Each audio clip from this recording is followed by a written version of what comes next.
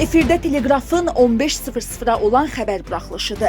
Günün bu saata olan mühüm xəbərlərini təqdim edirik. Rusiyadan Ermənistana xəbərdarlıq bir gecədə çökə bilər.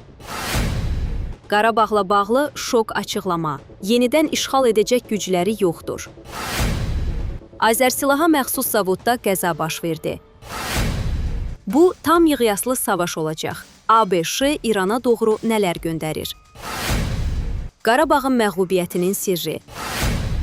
Ermənistan hakimiyyətinin Respublikanın dəmir yollarının idarə olunmasında Rusiyanı əvəz etmək istəyi düşünülməmiş qərardır. Bu barədə Rusiya Təhlükəsizlik Şurasının katibi Sergey Shoygu deyib. O bildirib ki, belə bir addımdan sonra mövcud sistem bir gecədə sıradan çıxa bilər. Digər ölkələrin dəmir yollarının idarə olunmasındakı səriştəsini qiymətləndirməyəcəyəm. Amma əminliklə deyə bilərəm ki, başqa bir şirkətin Ermənistanda uzun müddətdir ki, ən çətin şərtlərdə effektiv şəkildə fəaliyyət göstərən Rusiya dəmir yolu daşıyıcısını tam əvəz edə bilməsi ehtimalı azdır. Bu yaxınlarda Ermənistanın Amerika ilə nüvə əməkdaşlığı planları ilə bağlı vəziyyəti şərh etdim. Beləliklə, diplomatik dillə desək, düşünülməmiş qərarlar sıravi Ermənistan vətəndaşlarına baha başa gələcək təhlükəli təcrübələrə səbəb ola bilərmi? Təxminən 20 il ərzində qurulmuş bir sistem sadəcə bir gecədə çökə bilər. Təbii ki, heç bir dost ölkə buna görə məsuliyyət daşımayacaq. Ümid edirəm ki, vacib qərarlar qəbul edərkən Ermənistan rəhbərliyi yalnız vətəndaşlarının maraqlarından çıxış edəcək. Ermənistanın müxalif siyasi qüvvələrinin Azərbaycanla sülh sazişini pozmaq gücü yoxdur. Telegraf xəbər verir ki, bunu erməni politoloq Harutyun Mıkırçyan deyib. Ekspert qeyd edib ki, Rusiyadan təlimat alan bu siyasi qüvvələr xarici siyasət baxımından mövcud durumu poza bilməzlər.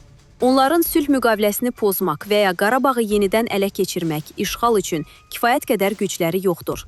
Mıkırçyan əlavə edib ki, iyunun 7-sində keçiriləcək parlament seçkilərində növbəti dəfə hakim vətəndaş müqaviləsi qalib gələcək. Göyə də çıxsanız, yerə də düşsəniz, xalq yenə ölkəyə sülh gətirən vətəndaş müqaviləsini seçəcək.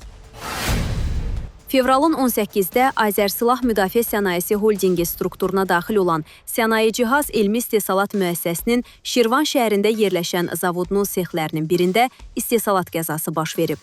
Telegraf xəbər verir ki, bu barədə Azərbaycan Respublikasının Müdafiə Sənayesi Nazirliyi məlumat yayıb. Qəza nəticəsində xəsarət alan olmayıb. Hadisənin baş vermə səbəbləri araşdırılır. Son saatlarda Amerika Avropadakı bazalarda yerləşən yanacaq dolduran, erkən xəbərdarlıq və kəşfiyyat idarə etmə təyyarələrini yaxın şərqdəki ABŞ hərbi bazalarına göndərir. Cenevrədə İranla aparılan danışıqlar uğursuzluqla nəticələndiyi üçün Amerika İrana qarşı güc tətbiqinə hazırlaşır və bunun üçün regionda çox ciddi qüvvə cəmləşdirib.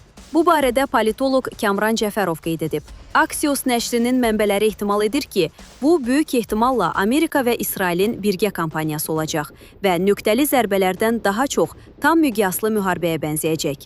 Diplomatiya bitib, danışıqlar predmeti çoxdan yoxdur.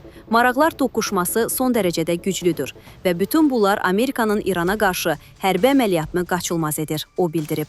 Qeyd edək ki, GBC News nəşri də Amerikanın İrana hücuma həftə sonu tam hazır olacağı barədə məlumat yayıb. Ötən gecə meydanda olan Bəhlul Mustafazadənin əsli İmişlidəndir. Anthony Gordon isə Liverpoolda doğulub. Yəni biri futbolun tabuta qoyulduğu, digəri isə beşiyi olan ölkədə göz açıb.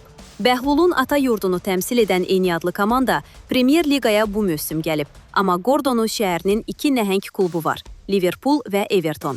Bu şəhərlər futbolçu yetişdirir. İmişlidə isə şəkər çuğundurunun istehsalı daha çox prioritet məsələdir. Təkcə Liverpoolun stadionu Enfieldin 61 min azarkeş tutumu var. Amma İmişlinin oynamağa arenası yoxdur deyə Qubaya üst tutub. O stadionun da durumu o qədər bərbaddır ki, çox vaxt etirazını dilə gətirməyən Qurban Qurbanovu da ötən tur özündən çıxarıb. Biz Bəhlulun heç bir perspektiv vəd etməyən Çin klubuna transfer olunmamasına üzülürük. Amma Anthony Gordon azarkeşi olduğu Evertonda vaxtilə duruş gətirə bilmədiyinə məyus olub. Bizim futbolçuların Everton səviyyəli kluba yaxın düşməsi axırıncı dəfə 16 il öncə olub. Onda da transfer iş icazəsi məsələsinə görə yatıb. İndi Araz Abdullayev Karvan Yevlaxda karyerasını bitirmək üçün gün sayır. Anthony isə 2023-cü ildə bizim pulla 103 milyon manata Evertondan Newcastle-a transfer olunub. Nəhəng klublar üçün bu məbləğ elə də böyük sayılmır. Azərbaycanda isə 103 milyon və ondan yuxarı məbləğlər ancaq rüşvətə görə həbs olunan məmurların evindən çıxır. Elə İmişlinin hazırda həbsdə olan sabiq icra başçısı William Hacıyev kimi. Onun evindən çıxan pullarla İmişlidə nəinki qəşəng stadion tikmək, hətta Gordonu da almaq olardı, onun qadasını da.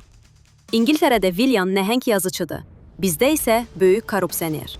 İndi bildiniz, Qarabağ niyə 1-6 hesabı ilə uduzdu?